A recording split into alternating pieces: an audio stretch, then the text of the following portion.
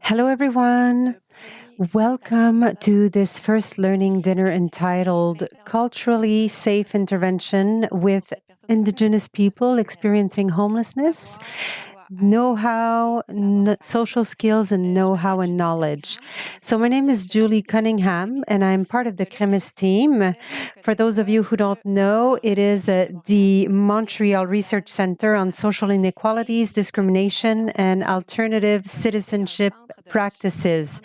There is a research center at the center south of the island of Montreal. So as is customary in Indigenous events, today's learning dinner is an event that you can attend in English or in French.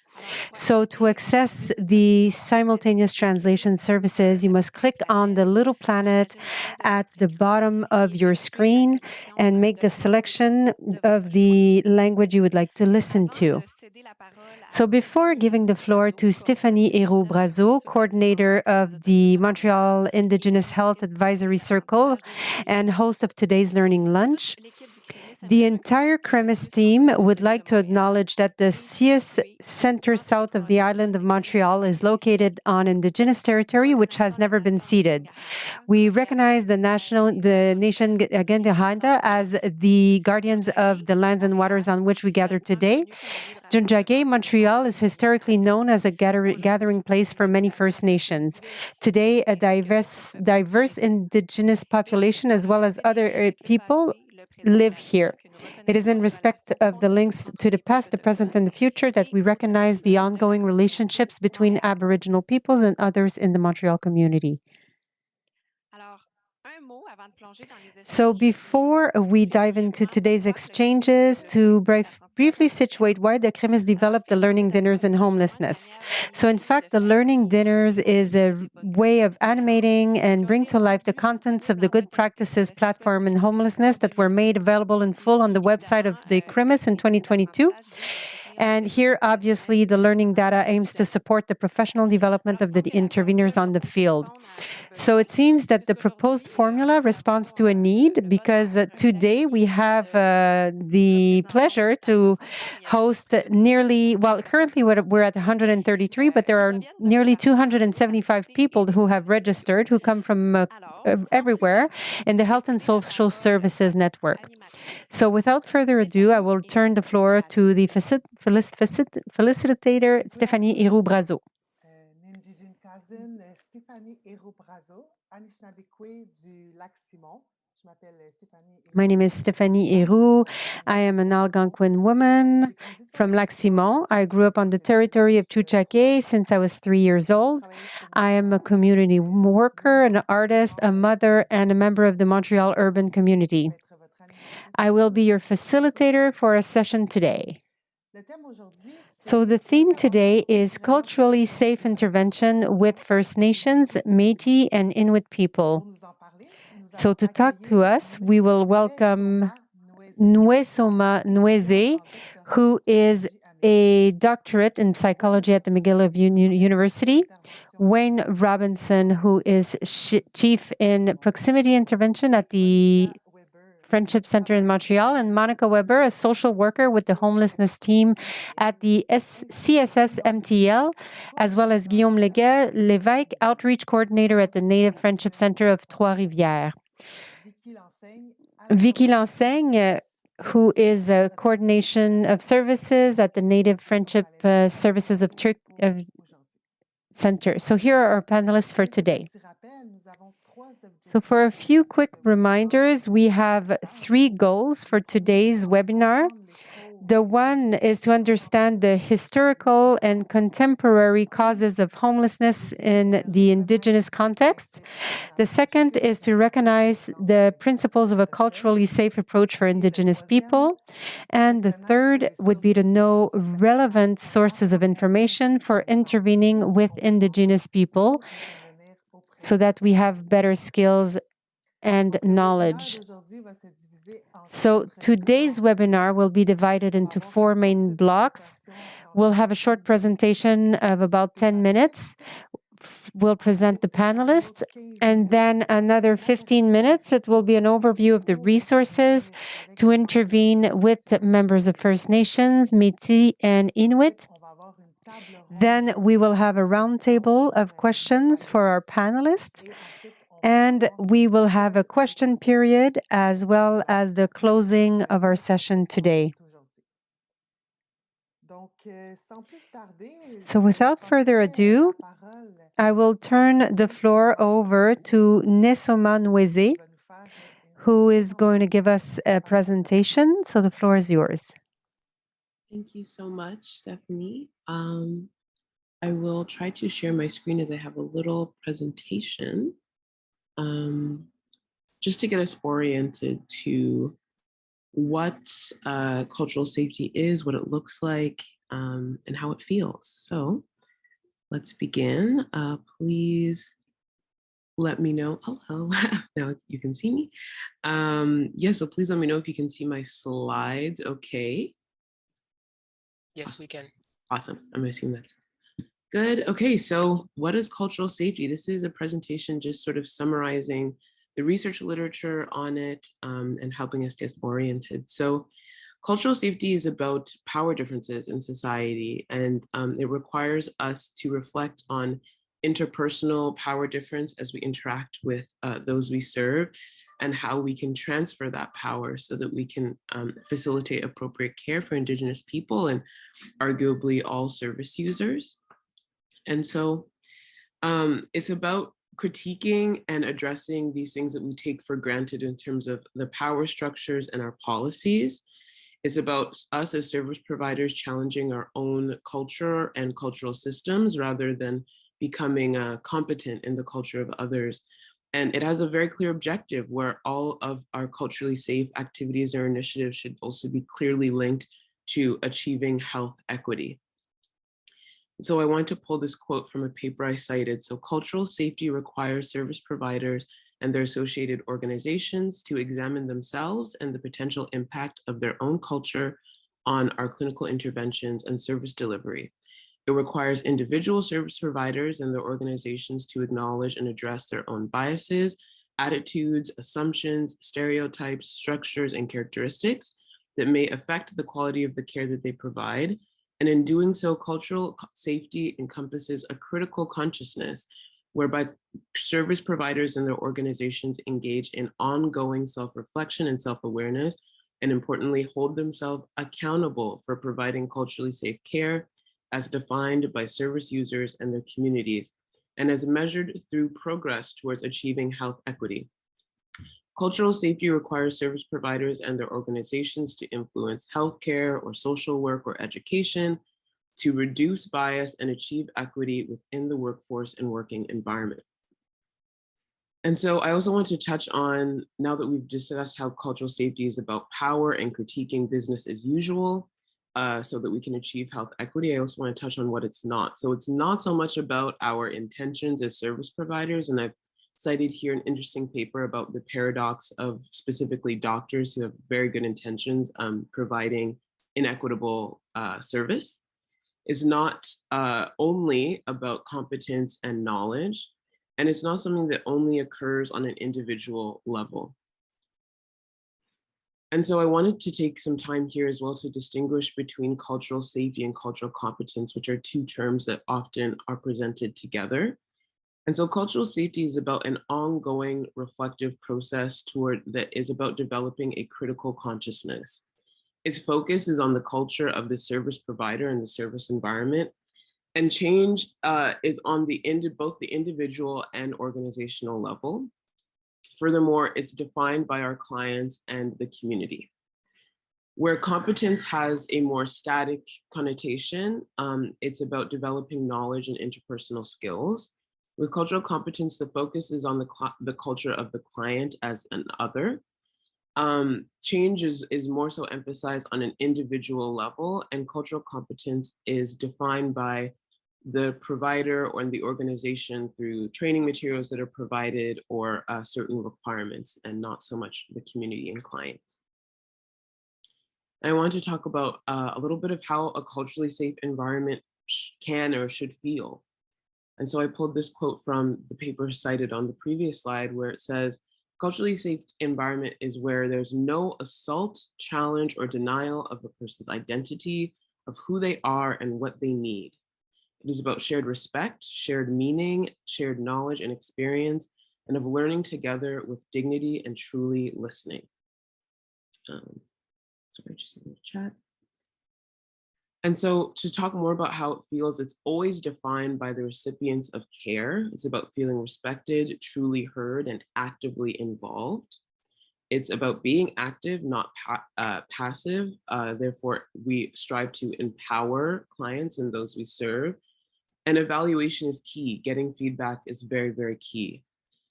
Further, it's about building trusting relationships where we prioritize the needs and background of each client. And this might mean spending more time than usual. And it definitely means being consistent, reliable, and non-judgmental, which is especially important for the population we're talking about, people who are, in addition to being marginalized as Indigenous people, are marginalized economically, and share that as well. And so to touch a little bit on how it can work, there are many levels to cultural safety. So there's training, which should be both regular and both formal and informal, where there's opportunities for us to develop that critical consciousness, to really think about the systems that we're working in. Evaluation is very, very key. So tracking progress towards equitable outcomes and getting client feedback. Client empowerment, so clients should be actively involved, their needs, preferences, and culture are prioritized.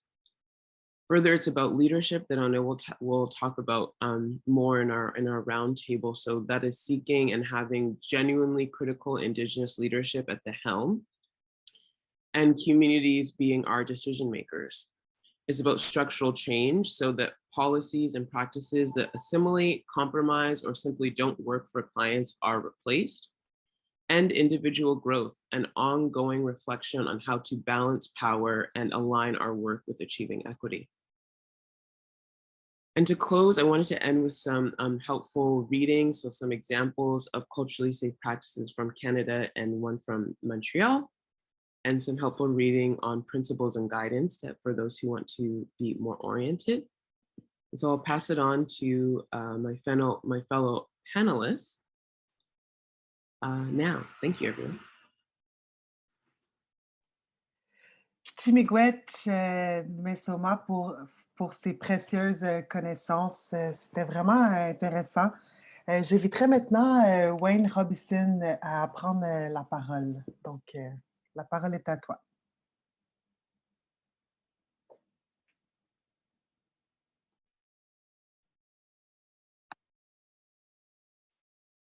Hello, everyone. My name is Wayne Robinson. I'm the team lead for the Guase Outreach Team here at the Native Friendship Center in Montreal. Maybe a bit about me. I'm Anishinaabe. I'm from the Ojibwe Nation, and my community is Bigdon Anishinaabe. I've been working in social services for 20 years plus, and here in Montreal, working with our urban Indigenous community for the last 10 years. And today, I really wanted to talk about something we don't talk about a lot. I think as community, we understand the necessity of having staff that represent the communities we serve. So we're very fortunate here at the Friendship Center to have well over 80% of our staff identify as Indigenous. We really wanted to explore what it's like to supervise Indigenous staff.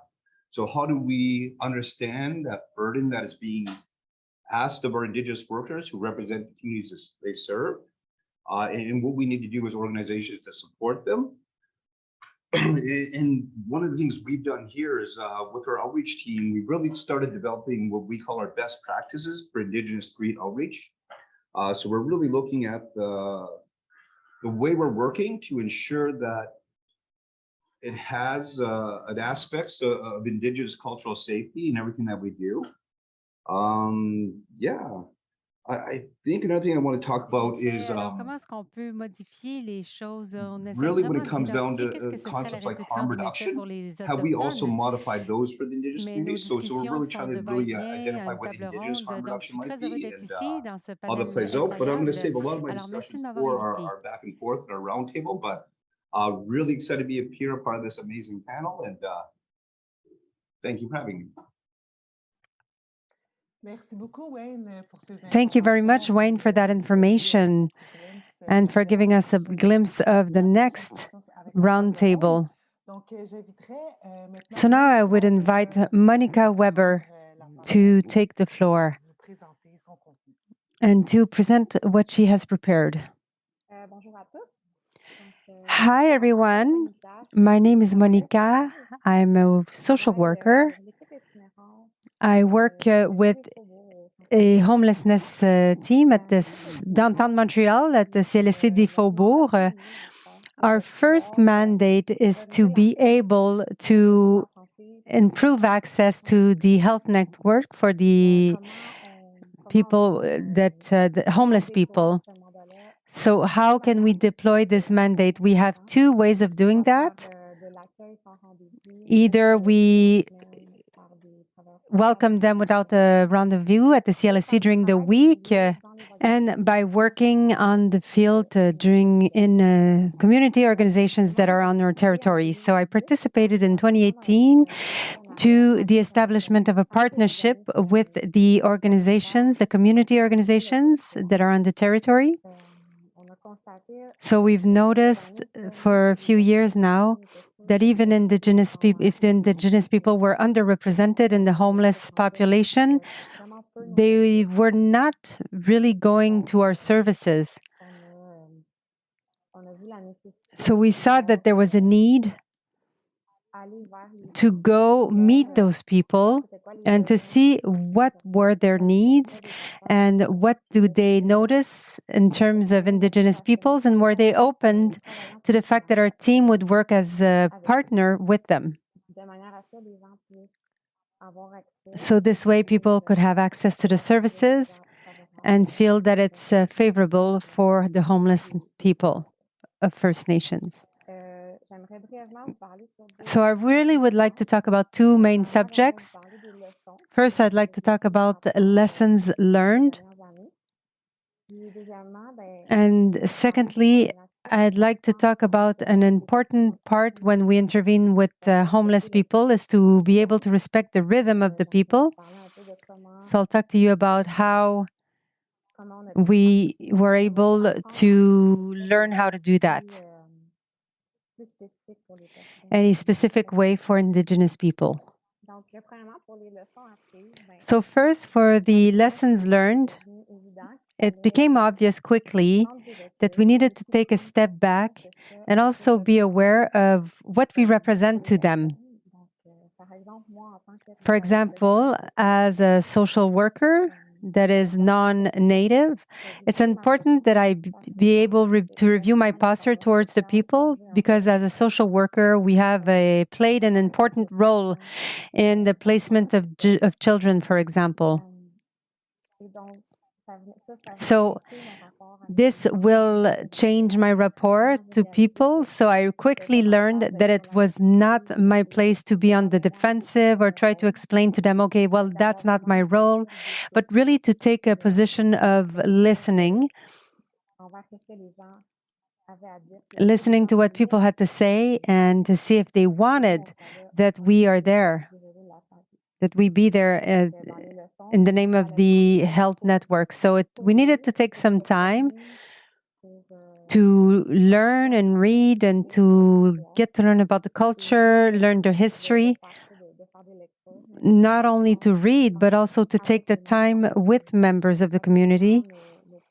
So quickly, our first few months, even maybe the whole first year, we were present in different organizations. We weren't going there in a formal way. It was very informal, just to talk about everyone, people that were using the resources and the people that were working there, so that we could learn to listen and learn how they perceive us.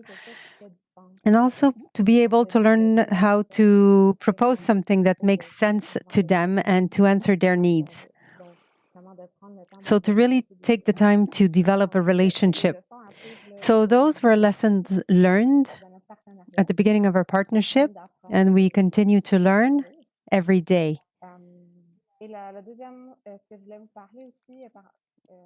Another thing I wanted to talk about is pertaining to the respect of the rhythm. So, how we were able to adapt our practices so that they respect the rhythm of the people we are working with. So, they told us that it would be important that we can have a flexible agenda. So we could tell people, okay, if you come on Tuesday or Thursday, you can come in anytime during the day. I'll be there to welcome you. So that's important to them. Some people, it's even hard to even go into a facility or an institution. So we could have a big leeway in our agenda just to make sure that they're able to come in whenever they want. And also to be able to welcome them when the person is ready to be welcomed.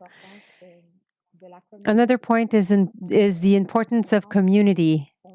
So in homelessness, we are more used to intervening with isolated individuals.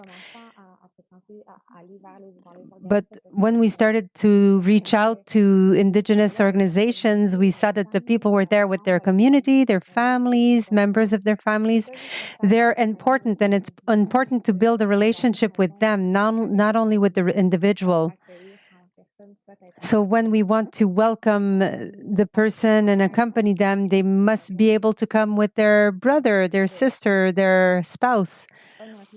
So it's important to be able to embrace that. Sometimes we can see someone and think, okay, they have needs, but it's not our role to dictate what their needs are. Sometimes they'll say, okay, I'm worried about my sister or about my spouse. So we need to be able to include those people in the services that we give. So we need to recognize the importance of community.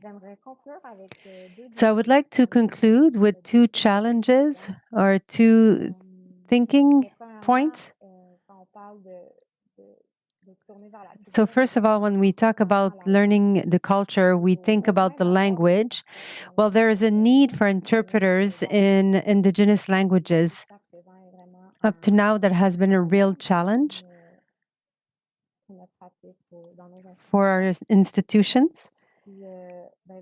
And the other challenge is to remember that our understanding of health is based on a Western system, but it's not the case for the people we meet. We don't speak the same language, and it's not because we don't have the same vision that our vision is better. So we must be open to listening to knowledge, traditional medicines, and ancestral knowledge, and holistic health issues. So that's important to keep in mind. And that concludes for what I wanted to talk to you about today. My experience is very, very much on the field at the CLSC. Thank you. Thank you very much, Monica. I really appreciated your presentation. So now I'm going to give the floor to Guillaume Lévesque, our next panelist. Go ahead.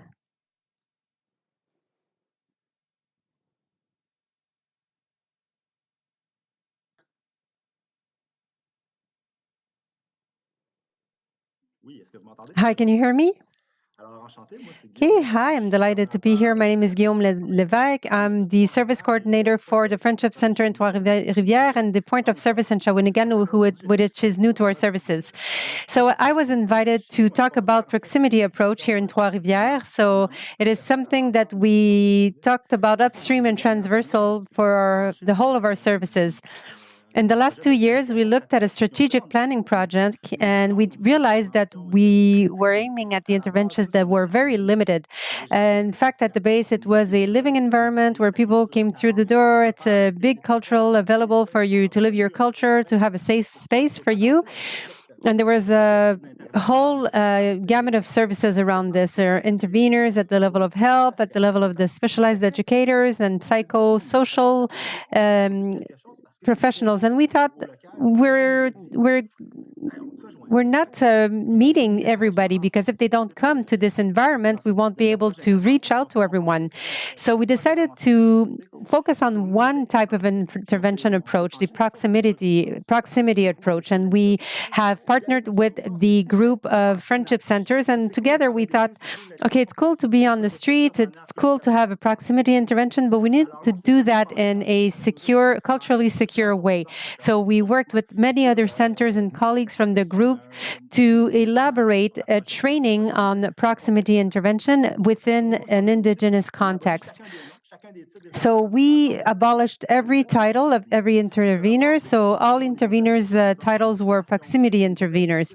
So some may have specialties like working with youth or more with the legal side of things, but we really wanted everything to be transversal in our philosophy of intervention. So for us, the philosophy is individual, collective, and at the community level. And there is also a cultural proximity. So as a friendship center, we are ambassadors of the culture. It's part of our approach. We live it, and our team is comprised of 90% Indigenous people from many nations. So we mainly shine that through. So we had 4 main objectives with this philosophy, which is equal from one to the other, that is circular, it's non-focused on the client, it's really a whole voyage of discovery. So together we were thinking about the holistic, psychological, physical, and mental health, and we want to see the person in it as a whole. So another point that we wanted to, another objectives is to make sure that our vision of intervention, we would increase the sense of belonging in the community so that the members that live in Trois-Rivières and Shawinigan feel Indigenous everywhere at every center. So that is an idealistic view. That's what we believe in.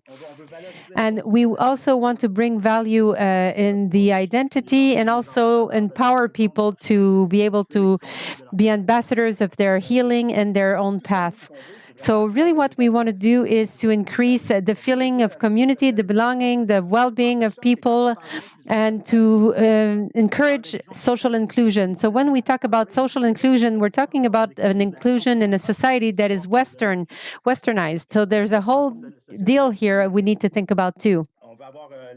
So we want urban Indigenous affirmation. We want everyone feels welcomed everywhere, but we want this governance to be at the community level also. And it must be understood with legitimacy. And because we want to change the world, and we're not even aiming at the same communities of people.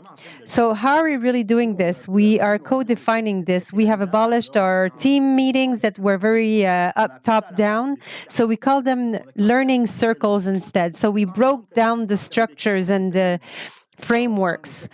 So for example, we can take a clinical case or clinical study and see what is the value and the mission that we can bring as a proximity intervener.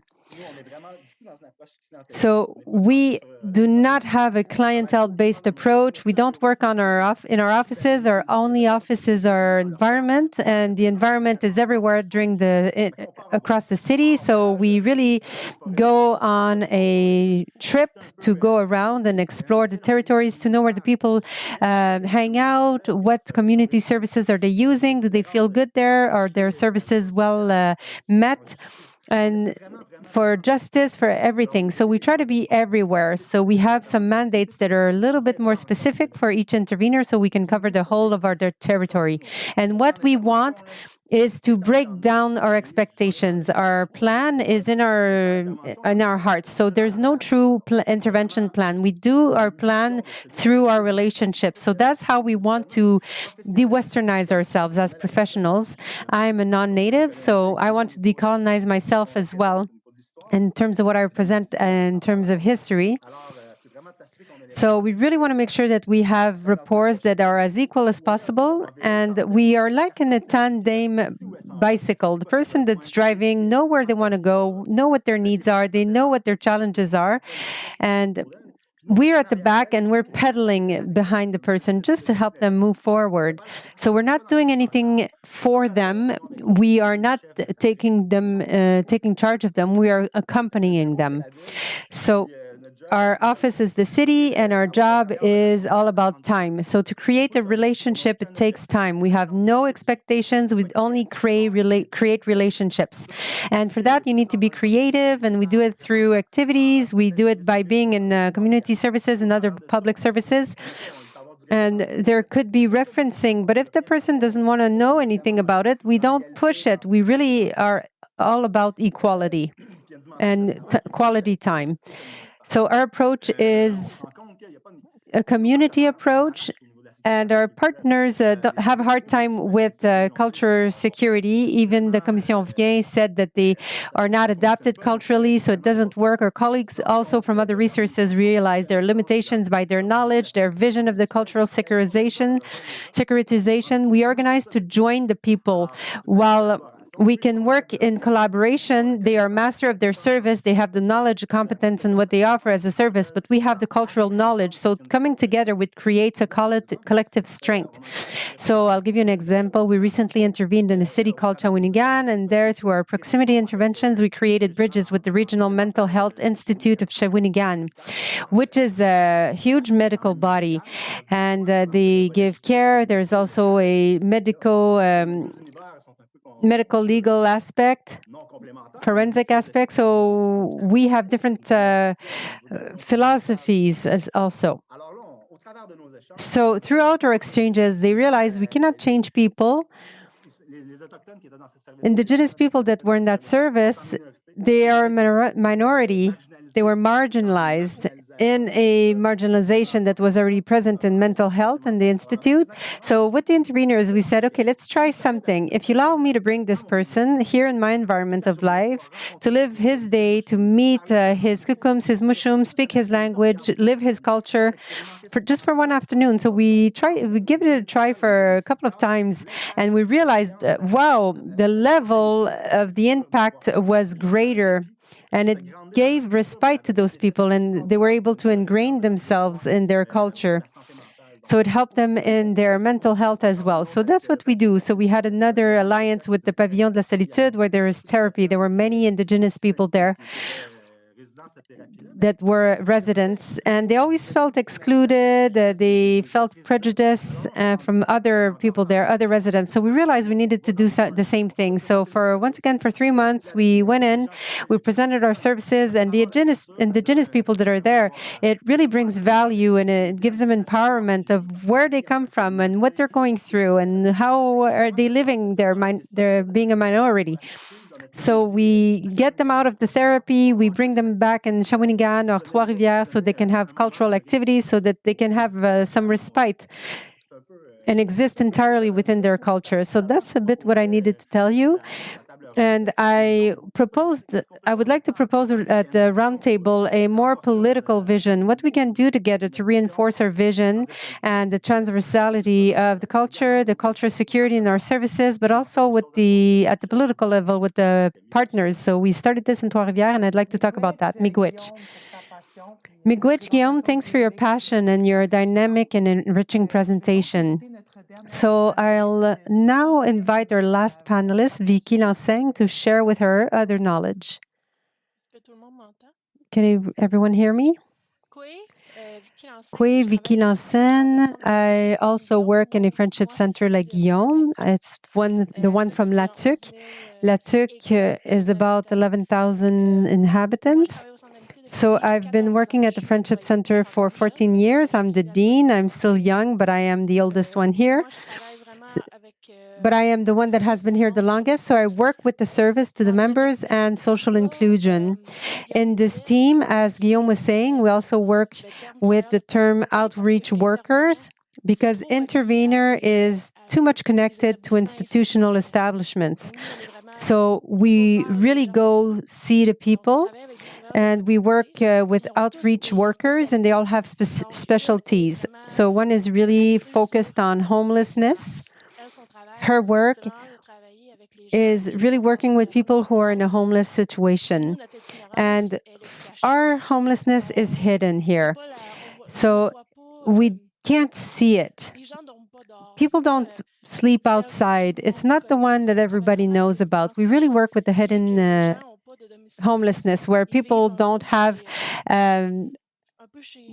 a place to stay. They go and live with everyone they know.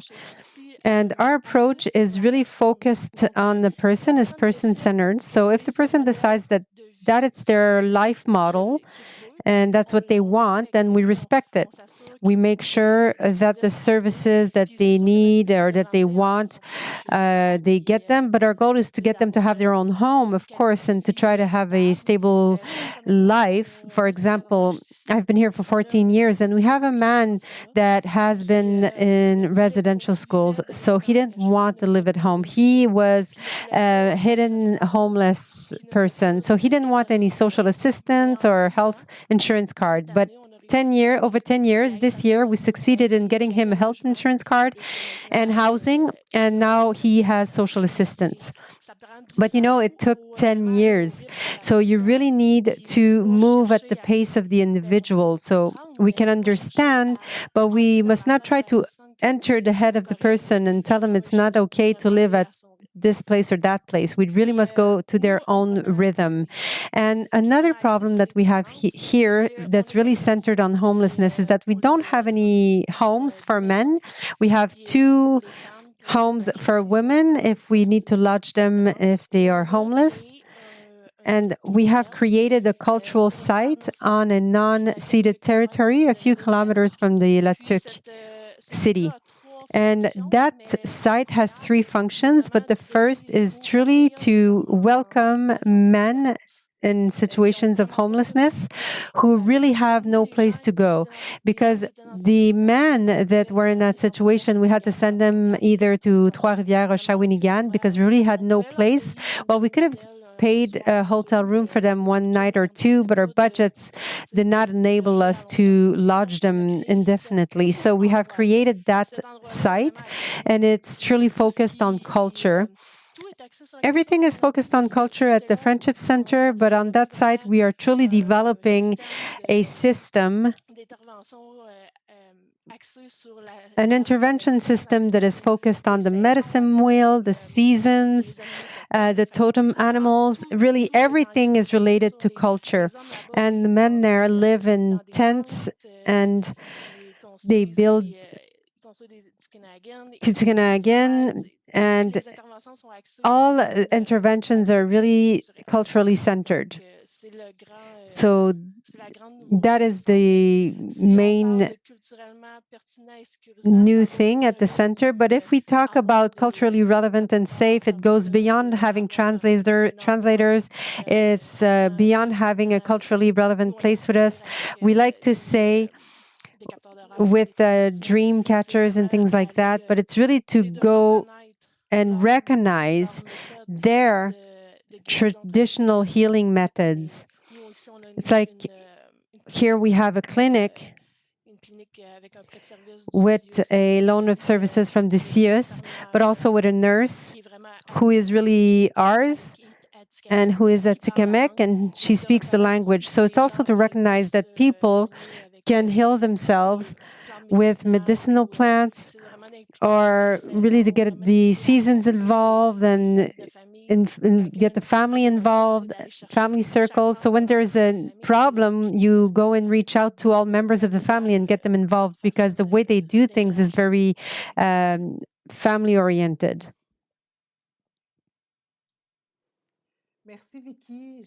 Thank you, Vicky. I really enjoyed your presentation. Kichimigwich to all of our panelists that have presented today. So we will keep you. Now I will give the floor to my colleague Julie, and then we will have a roundtable discussion.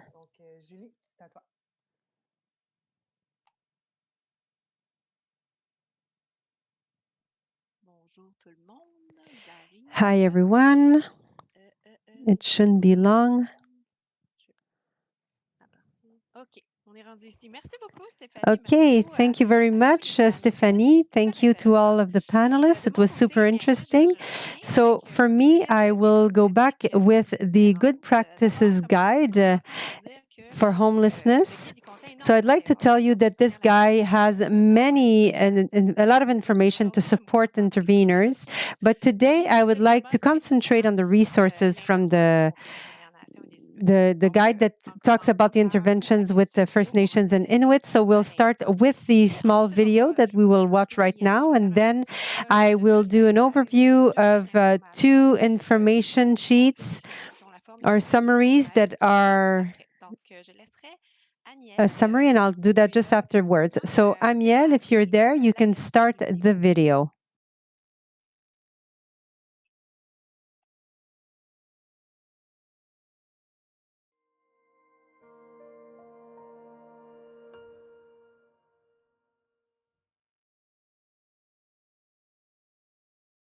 Moi, je pense comme intervenant, si on veut rejoindre les personnes des premiers peuples en intervention, puis d'avoir des interventions qui sont culturellement pertinentes, mais surtout qui vont être aidantes et soutenantes pour la personne, c'est d'y aller avec un rapport de proximité, donc d'aller vers les gens, mais surtout de réciprocité. Puis je pense qu'en intervention, c'est une pratique qui peut être très bénéfique de considérer la personne sur le même niveau que soi, puis d'y aller, de dire que cette personne-là, oui, je souhaite t'accompagner, je souhaite t'aider, mais elle va aussi nous amener quelque chose de par sa culture, de par des valeurs qui sont prônées dans la culture autochtone. Puis quand on y va en réciprocité, c'est là que le lien de confiance se crée, puis que souvent, on peut aller, nous-mêmes en tant qu'intervenants, aller chercher beaucoup avec les premiers peuples. La notion de famille et de territoire est très importante chez les Autochtones. Donc, d'abord de s'intéresser à d'où elle vient, quel est son territoire traditionnel, qui est sa famille. La personne va retrouver ses repères en lien avec son identité. Je suis Anishinaabe, je suis Innu de Pessamit, je suis Cri de Wapmagoostui. Et ma famille, c'est la famille X qui est une famille de chasseurs. Et là, on vient de rentrer possiblement dans une relation qui permet l'ouverture. Il y a très peu de gens qu'on reçoit dans notre refuge qui n'ont pas vécu la violence ou l'abus sexuel. Donc, il faut regarder tous les effets du trauma en tant qu'intervenant et voir comment intervenir en sachant que c'est peut-être pas le manque de motivation, c'est peut-être que la seule chose que cette personne-là a connue, c'était de la violence. Et donc, quels sont les mécanismes de défense que la personne utilise maintenant pour survivre quasiment. Pour survivre, c'est ça. Alors souvent, les gens vont éviter de l'aide. Les gens qui ont vécu de l'abandon, la plupart ont été aussi dans des foyers d'accueil. Tout cet abandon-là, ils font pas beaucoup confiance aux intervenants, aux gens des CLSC, aux psychiatres, parce que souvent, c'est ces personnes-là qui ont fait en sorte qu'ils étaient déchirés de leur famille. Donc, c'est aussi un manque de confiance dans le système, parce que c'est ce même système-là qui dit « je suis ici pour te soutenir », c'est le même système qui a fait en sorte que les Autochtones ont été arrachés de leur famille. Le travail avec les Autochtones, ce qui est important de tenir compte, c'est vraiment de travailler plus dans l'informel. Prendre un papier, un cahier, puis prendre des notes pendant que quelqu'un est en face de vous en train de parler, ça marche moins. Mais ce qui fonctionne, c'est vraiment de jaser avec la personne, de faire des jokes avec la personne, d'aller prendre un café. Parce que traditionnellement, les personnes autochtones, ils racontent des histoires. Ça aide si vous pouvez avoir une conversation plus fun, plus intéressante, parler de votre famille ou de votre sport que tu aimes. Tous les Inuits aiment le hockey, ils aiment les Montreal Canadiens, donc tu peux demander qui a gagné hier soir, par exemple. La vie est pleine de choses, il ne faut pas aller juste à la business toujours. C'est un problème systémique. C'est un problème de pauvreté, de paternalisme de la part de l'État, discrimination raciste rendue en ville. Parce que souvent, c'est pas juste des choses individuelles qui vont l'affecter, c'est le fait que beaucoup de sa communauté sont dans la vie de rue aussi. Et ça peut avoir un très grand impact. Si vous essayez de travailler avec quelqu'un qui essaie de rester sobre, c'est pas une question de motivation, c'est une question de toute ma communauté, puis ma sentiment d'appartenance sont aussi dans la rue. Fait qu'il faut vraiment tenir compte de ça quand on intervient. Des fois, la barrière de la langue, ça peut être un gros facteur. Des fois, on a des gens qui vont nous dire, ben, je suis allée au médecin, mais j'ai pas compris ce qu'il me disait. Mais la personne avait trop honte de dire, ben, j'ai pas compris. Je dirais vraiment d'être très patient avec les gens. Si on voit que la personne n'a peut-être pas bien compris, de prendre le temps, sans que la personne se sente mal, mais juste toujours dans le respect de la personne. Les Inuits ont vécu des expériences horribles au passé, mais même la génération des parents d'aujourd'hui ont vécu des expériences horribles. Donc, il y a toujours cette pensée dans la tête de la personne. Je ne sais pas si je peux mettre ma confiance à la personne devant moi. Dans les pensionnats et toutes les pratiques paternalistes du gouvernement qui ont imposé sur les Autochtones, tout ça, ça a été enlevé. C'était juste une approche d'enlever l'identité de la personne. Alors, sécurisation culturelle, c'est tout simplement de laisser un espace sécur pour que la personne peut être autochtone. Je pense qu'il faut que l'intervenant enlève sa cape d'intervenant et devienne aussi le citoyen qui s'intéresse à l'autre. Il existe partout au Québec des opportunités d'aller dans des powwows, d'aller visiter une communauté, de s'inscrire à des ateliers de sensibilisation à la culture autochtone. Donc, il y a cette réalité-là aussi sociale que nous sommes tous et toutes des citoyens. Et que comme citoyen, bien, on doit s'enrichir et s'enrichir mutuellement à mieux se connaître et apprendre à connaître l'autre.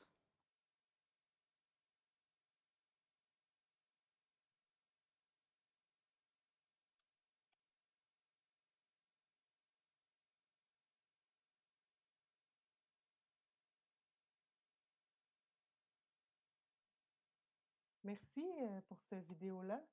C'était très intéressant. Thank you for that video. It was really interesting. Julie, did you want to add something? Yes, I'm coming back. OK. Alors, normalement, ça devrait fonctionner. À partir de...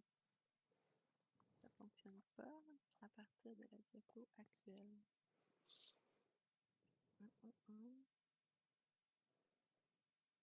Je vais recommencer du début. Dans ce cas, désolé pour ce petit... Elle ne lance pas ma diapo, mon diaporama. Est-ce que vous avez, équipe technique, des conseils pour moi? Est-ce que je peux essayer affichage de lecture? Vous m'aviez proposé tout à l'heure. Non, il n'y a rien qui répond. Julie, on le voit bien. En fait, c'est voyez? OK, tu veux c'est rester bon. comme ça. On va faire ça comme ça un petit peu plus version maison. Donc, alors, on a choisi Okay, so we decided to present to you this video because we feel that it truly represents the contents that we find in the good practice guides,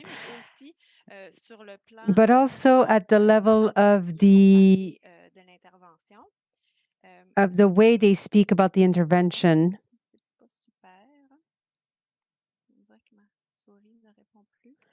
Okay, hold on. Okay, so I'll go back to the summary sheets I was talking about earlier, so you can consult them on the CREMIS website, and they're entitled the First Nations and Inuit People Supplement.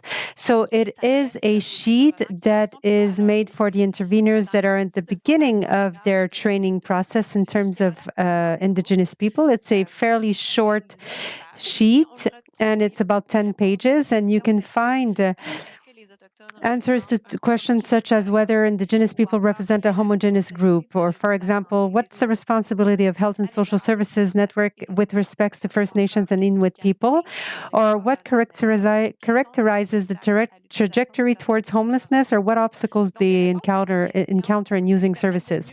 So it contains answers to questions that allow us to better understand the realities of First Nations and Inuit people in Quebec who are experiencing homelessness. In the second file to be consulted on the CREMIS's website in the Good Practices Guide in Homelessness, there is a file entitled Accompanying First Nations and Inuit People Experiencing Homelessness. So this file actually is a lever for action whose relevance is recognized both in the scientific literature and by Aboriginal specialists in homelessness intervention.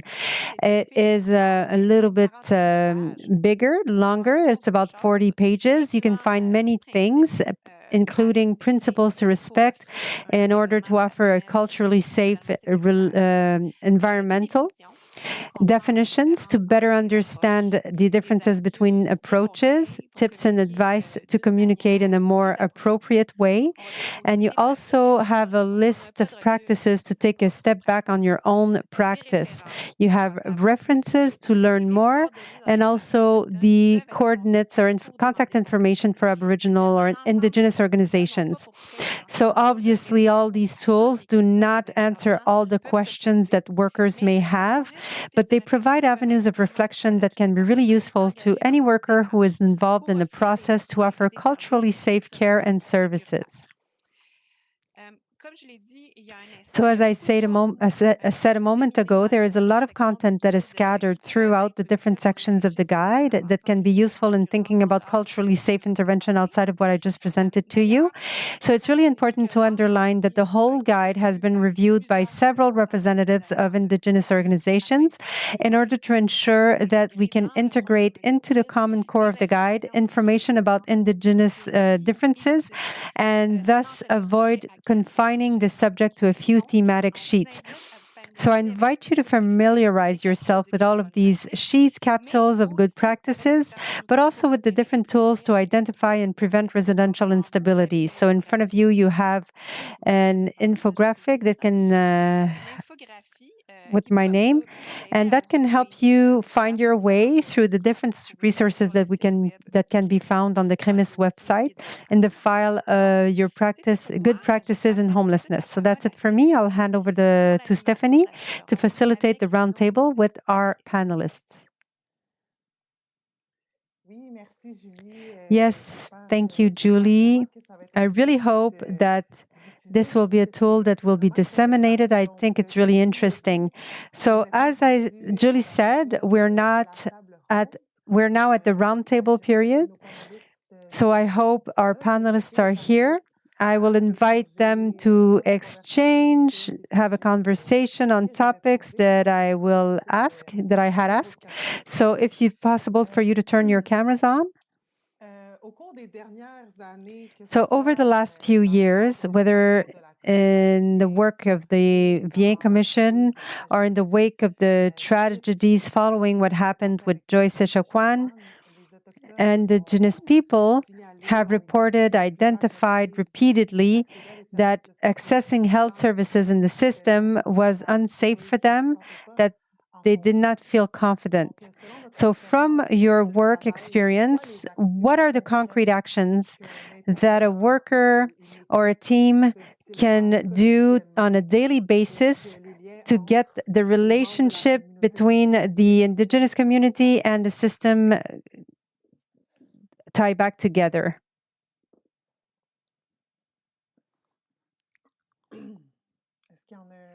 Anyone would like to start?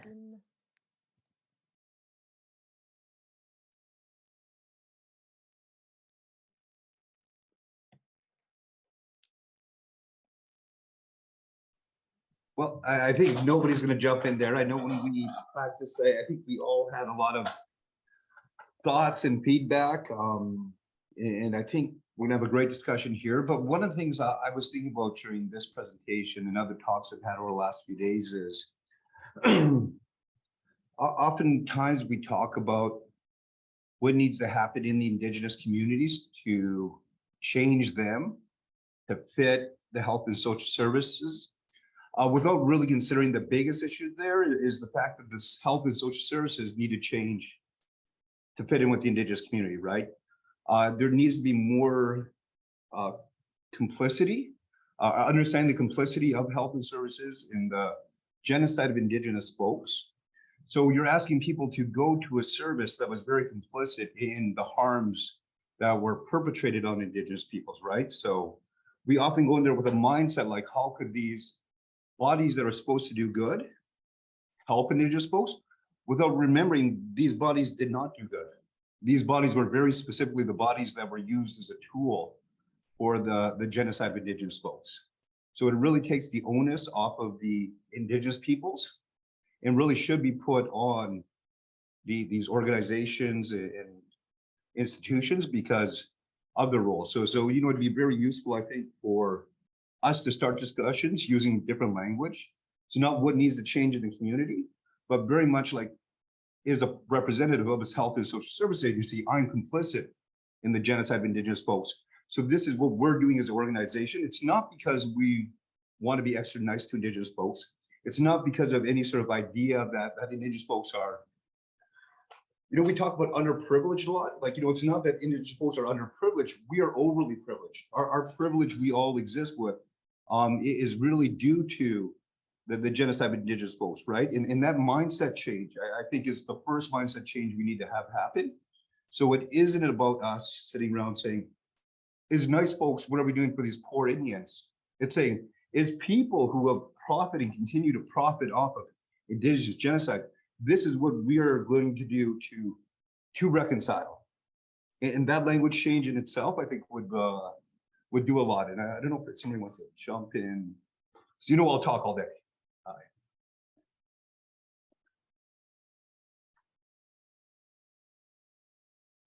I think to add to Wayne's point in terms of that onus change is very important, and to really be actively asking ourselves, what are the ways as service providers we're working to contribute towards Indigenous sovereignty, because ultimately that's I think, to me, one of the biggest roots of what reconciliation really means. It's like, okay, how do we get Indigenous people or contribute to them taking their rightful place as leaders in their own communities, as they always have been. And so for me, I realized in my beginning, I forgot to really situate myself. I'm from Iqaluit Nunavut, and a student of clinical psych. And really, in part of that journey that I'm going through right now in my training, I'm constantly thinking about what is going to be my path to contributing someone to take up my role. When I go back to Iqaluit and I'm providing services and whatnot, I'm not trying to be the one, as Wayne mentioned, who's just profiting on the lack of sovereignty that's there. How can I take whatever power that I have, whatever training, the privilege of education that I have, make it more accessible, more high quality, to bring it to increase its presence at home. Therefore, someone can take my job. And any kid like me who has a dream of talking to people and helping them out with their whatever their mental health struggle is, can take my job and do it for me. And that's part of, okay, what is my plan for building Indigenous sovereignty in whatever, small way, small corner of the earth that I can do that.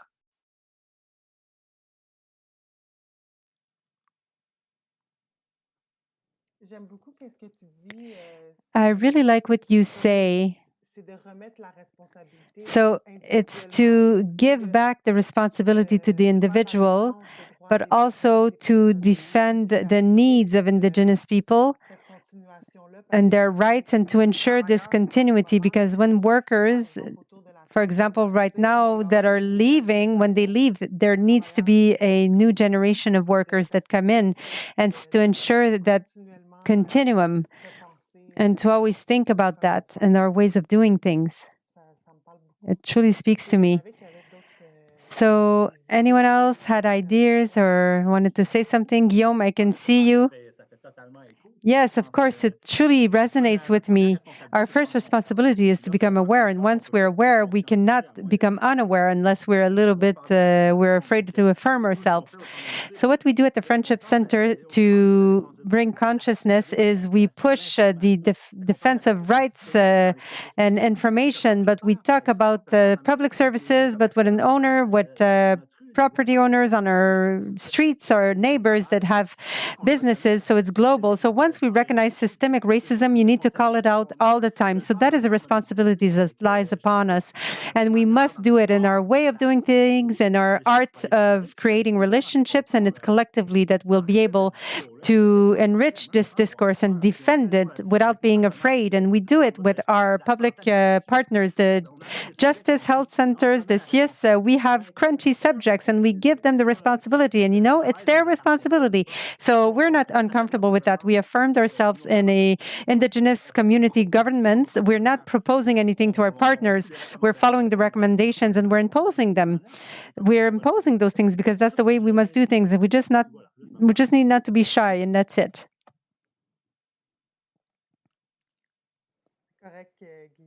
It's perfect, Guillaume. I really like your passion. You can feel your energy. Vicky, Monica, what is your thought on this in terms of your roles, your responsibilities? Well, I would just say, I would add on to what was already said. Indeed, it's a part of what we need to be aware of in our work. But I would also add, it's important to know that everyone is a master of their own life. They have their independence, they have their rights. We're not there to make sure that they always need us. We're there to support them in that independence and self-determination. So we're not there to take them under our wing and treat them like children. We're there to be something positive for them. So that's a huge responsibility that we have on our shoulders as interveners. And it's important to remind ourselves of that every day. So that will be the best impact on our interventions and also on the relationships that we are building with these individuals. Thank you, Monica. I really like how you express yourself in terms of what is being an ally.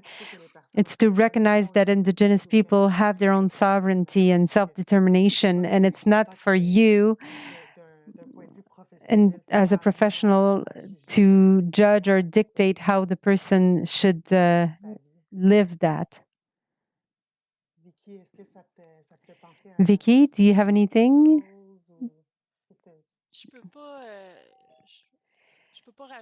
Well, I couldn't add anything else. I think everything has been said.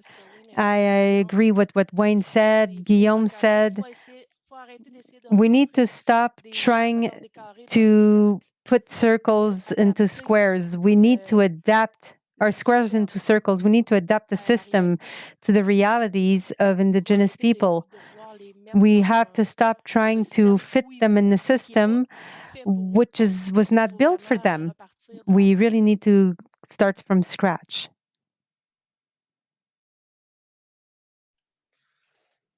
Vas-y, Wayne. And maybe to sort of build on what Vicky said, and maybe reiterate my point. These systems weren't built for Indigenous peoples. These systems were built to exploit Indigenous peoples, right? So it goes one step further, right? It's something where I think we have to be very cognizant again that this is through intention. So when we talk about what did the failed assimilation programs that were forced upon Indigenous people do? Well, the first thing it did were take away our ability to self-sustain. It was a direct affront to our ability to have nation-nation relationships and our ability to have those voices, right? So there was always a necessity, especially for allies, for other Indigenous folks to really make space for Indigenous peoples. And in a way, the people that are those allies, they have the biggest onus, right? So they're asked to do the hardest thing. They're asked to come and be part of the solution, while also know they're representing an organization that's part of the problem, right? So it's very easy to say like, oh, you're an ally that's doing a good job. That's great. But, when I started working in social services, one of my favorite bosses, and still a mentor to this day, told me, he's like, remember, when you're working in the one job where you don't want a job tomorrow, if you are most successful at your job does not exist. This, I think, goes triply for allies. If you are the best ally, your job does not exist, right? You have empowered enough people. You have been addressing the systemic racism so well that now you have not only the ability, but I would argue you should be motivated to step aside and really say, you know what, I've been, you can pat yourself on the back. Like, as Indigenous folks, I know we can be very happy for you when you say, you know, you've done enough work that you can step aside because you've seen that this change happen. And a lot of times it's the hardest thing to do. It's the hardest thing to do because I see the passion of my colleagues, of other allies, and I also see them sort of struggling with working with other Indigenous folks, right? Like, I am definitely by no means overcome my own traumas, right? I'm as much intergenerationally traumatized as anyone, and they come out in weird ways. I joke around too much. I drink too much coffee on a day when I'm giving a presentation. But what we're looking for is also understanding what that takes to represent the community you serve. Like we're really empowering Indigenous folks. And I think some allies might be like, oh, I see how hard it is on them, so maybe I shouldn't leave. But I mean, that's a step that needs to happen. We really need to find ways to also have faith in Indigenous folks that they can take on those challenges. And it should be especially the role of the allies to be like, I'm going to do more work, right? I'm not only going to do my role, but my ally perspective is that I'm going to help out this person working with me so that they can take over my role. And if you're not doing that, in a way, a lot of times you're only perpetuating a system that was, again, not inaccessible to Indigenous folks, but was designed to exterminate Indigenous folks, right? So that onus really does fall upon our allies. But I'm going to stop ranting now because I need more coffee.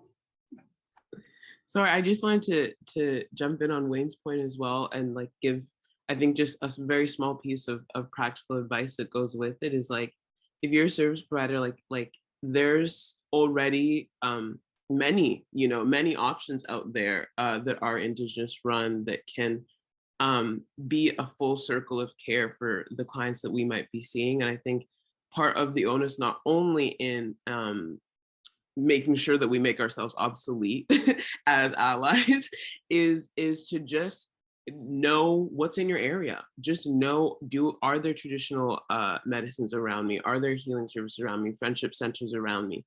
That way, when people, and I'm talking especially like from the aspect of like a psychology field, when your clients come to you, you're able to point them out as, hey, I'm one option, but there are many options that exist that can provide an even more culturally safe, and not just culturally safe, one where you can grow in your culture, grow in your Indigenous identity, and connect with your kin.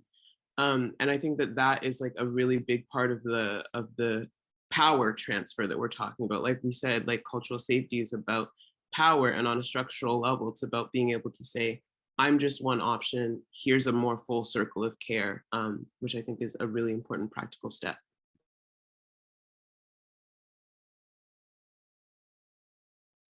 Thank you all. Thank you so much. I feel like you're. Je vais parler en français, excusez. Sorry, I'll speak French. So I feel like it's truly enriching, and these discussions are very important.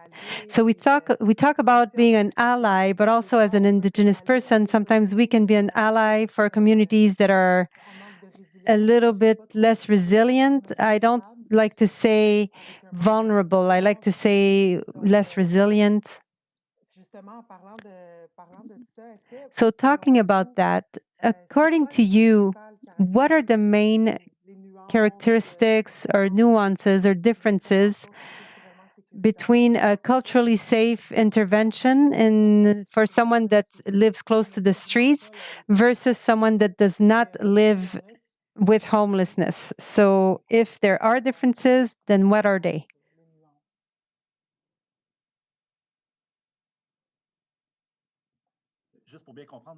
So to understand, you want to know the nuance between an Indigenous person, a homeless Indigenous person? No.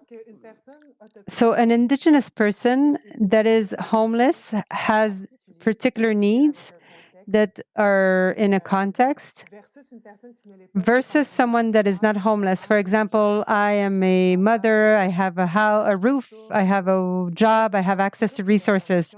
So of course the intervention must be different in a certain way. So my question, what is the difference in the culturally safe intervention?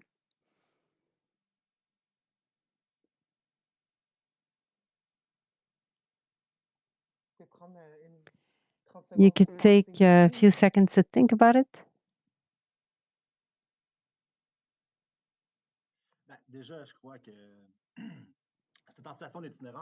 I feel if you're homeless, you are in a social exclusion situation as well.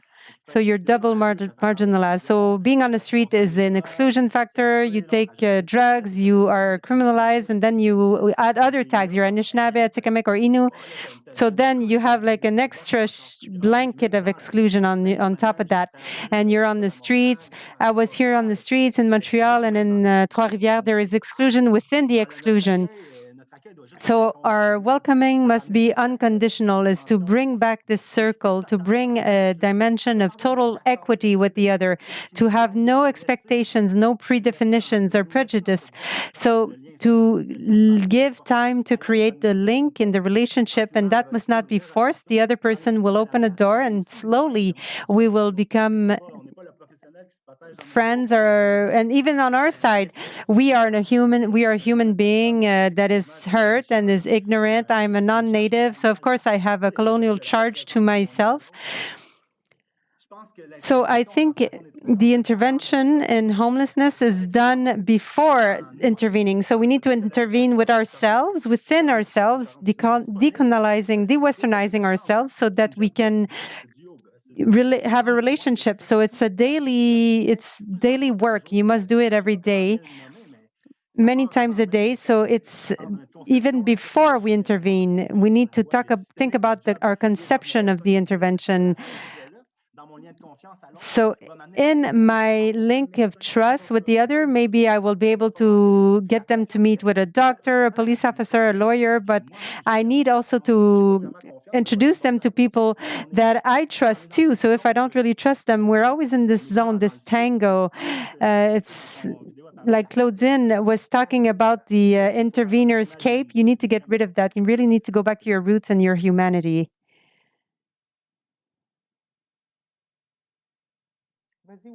Go ahead, Wayne. So I don't want to go too off base here, but I think one of the things I think about when you're asking that question is around theories and theories in action. And I'm going to take with a bit of broad brushstrokes here, but we've had some community members, some of our members with the biggest barriers, so people are extremely involved in homeless, who are using different coping strategies that might be unhealthy. There was a community, and there wasn't a lot of Indigenous players that were around the table when this community started to get some focus.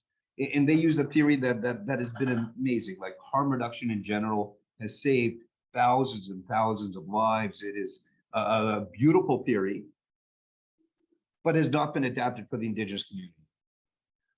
So it was very much a theory that was based upon injection drug users, which is a totally different issue than a lot of our community who might coping strategies might not be injection drugs, might be alcohol. So when we're just dropping these models, again, which are beautiful models, but without Indigenous leadership, you miss some key components, right? So one of the tenements of harm reduction is, you never judge the usage, and that makes sense. Because a lot of times it's on a very individualist scale, but we're looking at a community scale. And when we look at an Indigenous perspective, at least my Indigenous perspective, is what we're looking at is addressing a systemic pain that's been inflicted on Indigenous peoples. And once you have that, then you realize that in Indigenous harm reduction, healing has to be the main concept. So it is about maybe more so than traditional harm reduction, addressing the harm that's being caused, but very much making healing a main deterrent. So it's not just about creating safe spaces where people can consume, which is needed, which saves lives, but it's also about how do we address harmful behaviors within our communities that we know are not because our communities are harmful, but because our communities suffered such harm that we're seeing them replay in that intergenerational trauma, right? So in a way, when you have an Indigenous-led intervention, we could be more, we could have more, I can't remember this term, like we can color a community, right? There's a bit more like, hey, you know what? This is harm. You know, where you have a non-Indigenous community, you're like, oh, you're harming yourselves? Then that just doesn't feel right, right? So when Indigenous organizations, Indigenous outreach workers are going there and saying, hey, that was a harmful event that happened. How do we heal from that? It has a bit more weight. It has a bit more legitimacy. And so it's another way we're having that Indigenous leadership come and take part in that interaction. It is only more meaningful, right? Because I think I can only imagine it'd be hard for a settler to say what you're doing is wrong. You know, that's why I think adopting kind of a harm reduction principle, like, oh no, we're not going to judge consumption. We're not going to judge behavior. We're looking for safe spaces for this behavior to continue. Doesn't hold the same weight as like an Indigenous worker to say like, oh, actually, as a member of this community, I can tell you that this is significant harm that's being caused to the individuals. Intercommunity violence is a big issue that we see on a daily basis, and we could be a bit more not forceful, we be a bit more intentional with saying, well, what our intentions here is to have healing. So we wanted to see this harmful behavior reduced, and we're going to do that by our connection with the community, by our shared experiences, and maybe having a better link towards the services that do exist, even though there's never enough and they're never adapted enough. But I mean, that kind of change in philosophy, I think, from like a traditional harm reduction to an Indigenous harm reduction approach, I think only works when you have Indigenous leadership. It only works when you make space for Indigenous workers to come and be there. And yeah, I'll pause there. Somebody wanted to. Thank you, Wayne. Do we want, est-ce que vous voulez une autre personne qui veut faire une intervention? Vicky ou Monica, si vous voulez réagir, sinon je passerai à la prochaine question. Oui. Oui. Sorry, I just want to jump in here oui. to especially when talking about people who are both marginalized based on indigeneity and again, like economically and in terms of access to housing and all the things that our houses provide, access to fresh food, hygiene, all these different things, security for our belongings. I think it's two aspects are very important in that case. Is first, interacting in a way that emphasizes dignity, because it can be a very dehumanizing and undignified position to be in, or to be constantly looked at looked down upon by some people, you know, and to respect that that's a very vulnerable place. But as was touched on in the opening presentations of different speakers, for some, the goal is not always, okay, I need to be housed right now, because so much of their social life, kinship network is not involved in that. They're still on the street. And to honor both the lifestyle and the place that a person currently finds themselves in with dignity, instead of treating it like, oh, you're making do down here. But to say, yes, there are very valid struggles that you're facing, but also very valid ways that you are affirming your life. And I'm here to affirm that with you. And then another thing is to just, as a minimum, to be someone who is able to let people know their rights and let people know what they have access to. Because again, when you're economically marginalized, often your rights are not respected. But to not just be a place where someone's rights are respected, but in some of the literature and also through some of the research that my research team has been doing with Indigenous people who are experiencing homelessness, there's often a lack of knowledge, particularly among Inuit people experiencing homelessness, because often they're coming from very, very far away, of just the basic rights that they have to not be harassed by certain people, or and to make sure you show up as a reliable advocate for people sort of in social situations, or if they're going to financial assistance, if they're going to Makavik Corporation office, to to not only be able to like just educate and be like, hey, like you have the right to be here, or you have the right to do this, or not be exposed to that, or XYZ, is often hugely important, particularly for those who are settling from very far. But yet interacting with dignity is a huge, huge aspect, because it can be highly refreshing.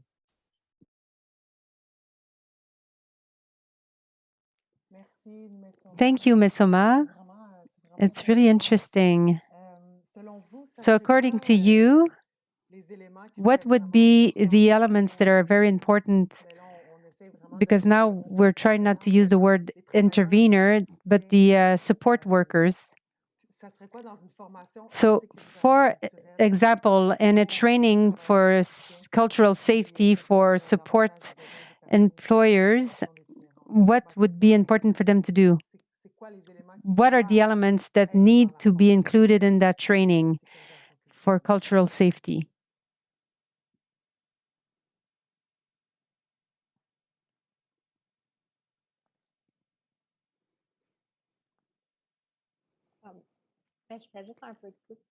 So maybe I'll go along the lines with what has already been said. But I think in a training program, it's important to have a point where you take a step back and, like it was mentioned in the beginning, you must realize what are your biases, what are your prejudices. You have to have that reflection on yourself. And then that'll influence how you'll interact and how you do your work.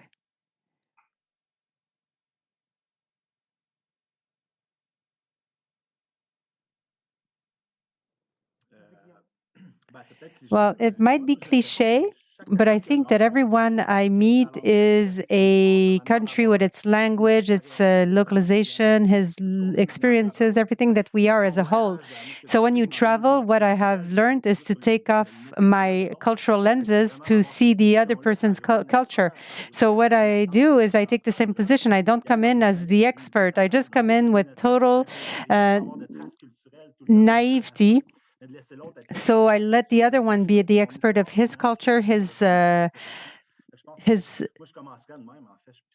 work, his story, and I see it's a big job. In public services, we're a little bit Western, and we want to bring the other person to the right care, the right specialist.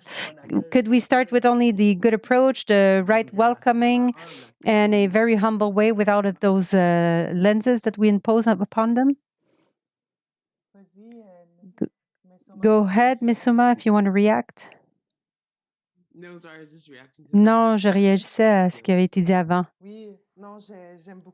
Yes, I really like what you say, and at the same time, it truly represents Indigenous communities. They are varied and diverse.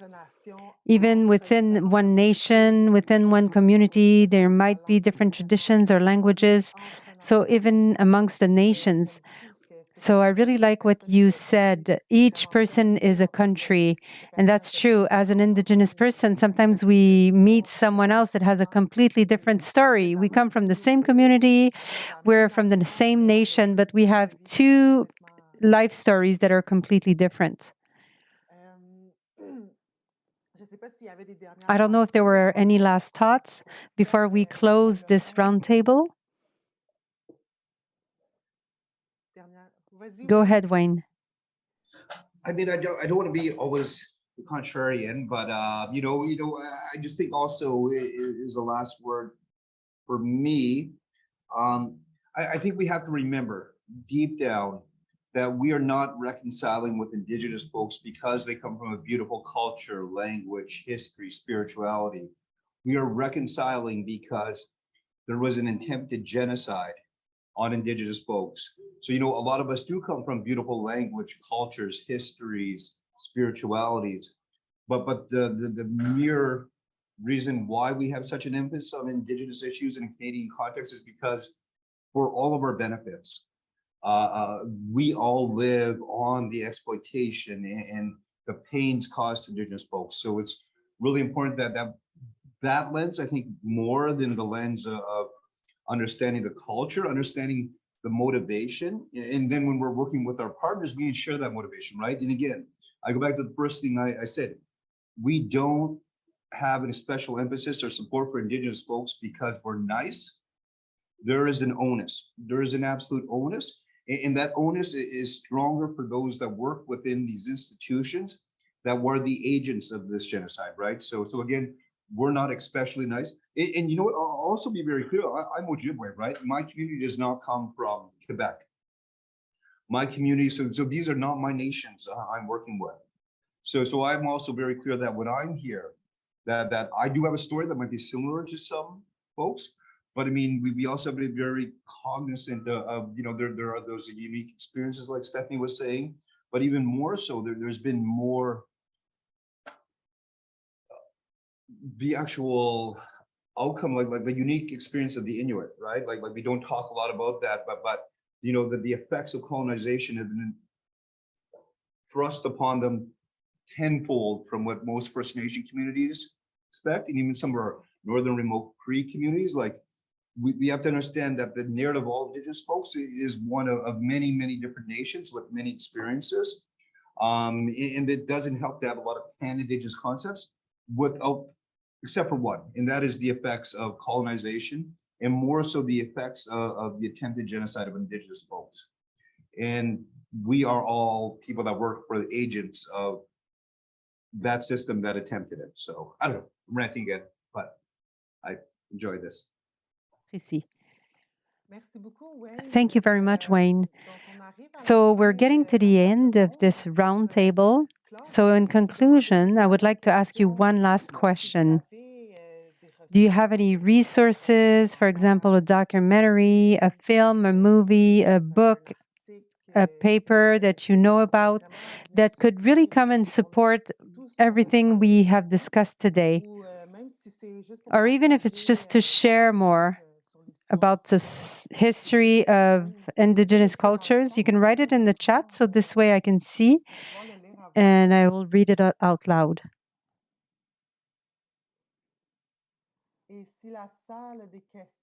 And if the room has any questions, the people that have joined us, so if you have any questions, it would be time to ask them while our panelists are still here.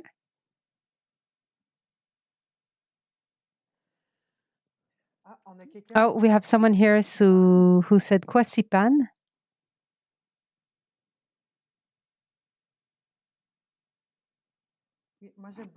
I really like Kwasipan. It is a movie that is in an Innu community.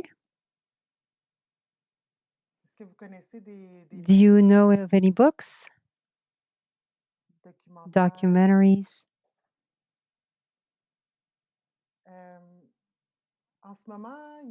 Currently, there is a television series. Its name is Pour toi, Flora, for you, Flora.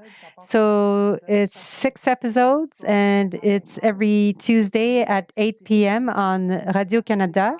And it is a story that is told by Indigenous peoples, for Indigenous people, and the filmmaker is Mohawk, from a Mohawk filmmaker, and it's about the residential school story. So it's from a perspective of Indigenous people. So take your tissues out if you look at that. Oh, the Beans movie, Decolonize the Story, the books of Naomi Fontaine.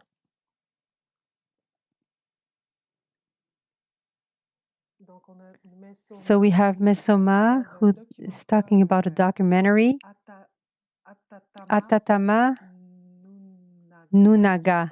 I hope I said it right.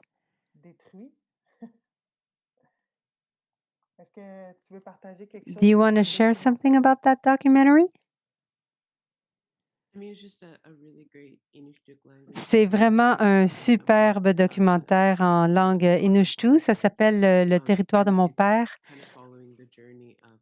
ou La terre de mon père et ça suit l'histoire d'une personne qui raconte le projet de mine de Baffinland qui se produit et c'est une grande partie de la réconciliation. C'était retour des terres ou paie-nous un loyer.